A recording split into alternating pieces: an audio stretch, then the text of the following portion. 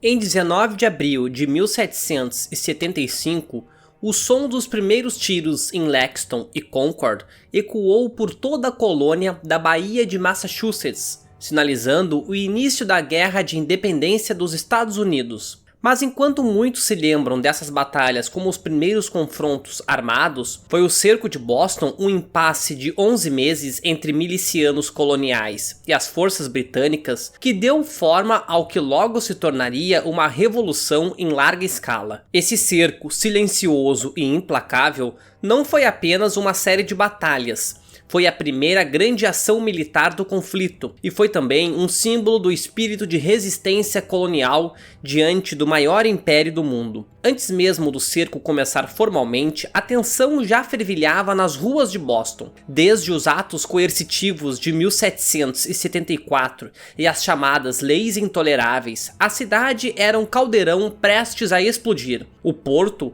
havia sido fechado após a festa do chá de Boston e as tropas britânicas estavam estacionadas em pontos estratégicos da cidade, vigiando e reprimindo a população com mãos de ferro. As colônias haviam formado os comitês de correspondência e milícias como os Minutemen estavam se armando discretamente. Quando, na madrugada de 19 de abril, os britânicos tentaram confiscar armamentos armazenados em Concord, os colônios reagiram com violência inesperada. A marcha de retorno a Boston transformou-se num verdadeiro inferno para os soldados da coroa, que foram emboscados durante todo o caminho de volta. Ao final daquele dia sangrento, milhares de colonos armados cercaram Boston. O que começou como uma retaliação espontânea se transformou agora em um cerco militar organizado. Os colonos não tinham um exército regular. Eram agricultores, ferreiros, caçadores e comerciantes, reunidos em milícias locais, mas estavam determinados sob o comando de figuras como Artemas Ward, Israel Putnam e pouco depois George Washington. Essas forças improvisadas bloquearam todos os acessos por terra à cidade de Boston. A cidade, situada em uma península, tornou-se uma armadilha para os britânicos. Com cerca de 6.000 soldados sob o exército regular sob o comando do general Thomas Gage, os britânicos estavam encurralados. Dependiam exclusivamente do porto para receber mantimentos e reforços. Por terra não podiam sair e por mar estavam cada vez mais vulneráveis. Nas colinas e arredores de Boston, os colonos cavavam trincheiras, erguiam fortificações rudimentares e organizavam postos de vigia. A cidade estava sitiada. Em junho, os colonos fortificaram posições em Brad Hills, próxima de Bunker Hill, no norte da península de Boston. Os britânicos, ao perceberem o risco que isso representava, lançaram um assalto direto. Em 17 de junho, travou-se a Batalha de Bunker Hill, a primeira grande batalha do conflito. Embora os britânicos tenham conseguido tomar a colina, foi uma vitória amarga. Perderam mais de 1.000 homens entre mortos e feridos. Os colonos, por sua vez, provaram que podiam enfrentar e causar grandes baixas a um exército profissional. A famosa ordem "não atirem até ver o branco dos olhos deles" resume o clima tenso e a falta de munição que definia os patriotas. Apesar da derrota tática, o moral colonial aumentou drasticamente, enquanto os britânicos perceberam que esta não seria uma guerra fácil. Em julho, George Washington chegou a Cambridge, onde assumiu oficialmente o comando do que logo se tornaria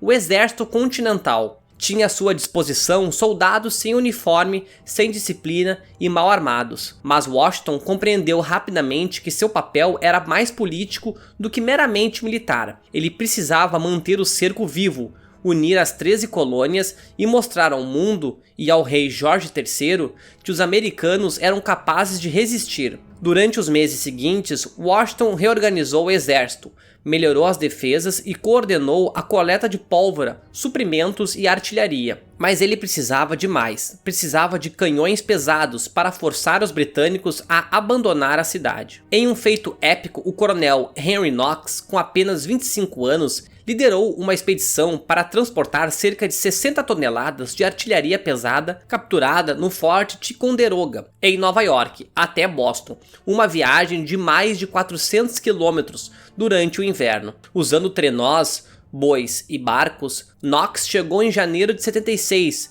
com as peças de artilharia que faltavam para pressionar os britânicos. Washington rapidamente montou os canhões nas colinas de Dorchester, ao sul da cidade. Em 4 de março, sob cobertura da escuridão, os soldados ergueram fortificações e posicionaram os canhões de forma que pudessem bombardear tanto as posições britânicas quanto os navios no porto. O general William Howe, que havia substituído Gage, percebeu imediatamente o perigo. Um ataque a Dorchester seria tão sangrento quanto Bunker Hill, ou pior.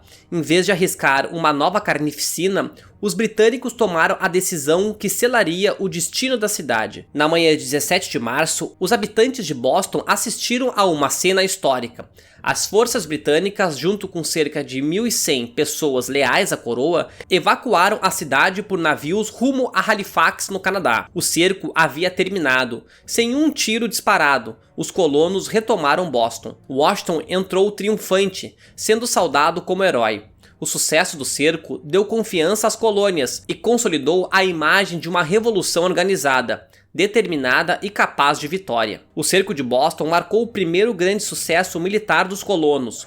Foi um exemplo claro de que a resistência não era apenas teórica, era possível e eficaz. O Império Britânico foi forçado a recuar diante de milicianos que, há menos de um ano, ainda se viam como súditos. Mas a guerra estava apenas começando. Enquanto Boston estava sitiada, no norte da colônia de Massachusetts, uma revolta paralela ganhava corpo. Em maio de 75, o capitão Samuel Thompson, um fervoroso patriota da região de Falmouth, atual estado do Maine, liderou milicianos armados em uma série de ações ousadas contra autoridades e embarcações britânicas. Esses eventos ficaram conhecidos como a Guerra de Thompson, uma rebelião local que, embora muitas vezes esquecida, teve grande repercussão regional. Thompson e seus homens chegaram a capturar oficiais, impediram o carregamento de madeira para os navios da coroa e desafiaram abertamente o poder britânico na costa norte. Sua ousadia incendiou os ânimos na Nova Inglaterra e mostrou que a rebelião estava se espalhando, mesmo longe das trincheiras de Boston. No próximo vídeo, vamos conhecer em detalhes quem foi Samuel Thompson, como sua milícia causou um incidente internacional e virou símbolo de resistência. Prepare-se para uma história pouco conhecida, mas cheia de ação, patriotismo e desafio ao Império Britânico. Se você gostou do vídeo, deixe um like e se inscreva no canal. Grande abraço a todos!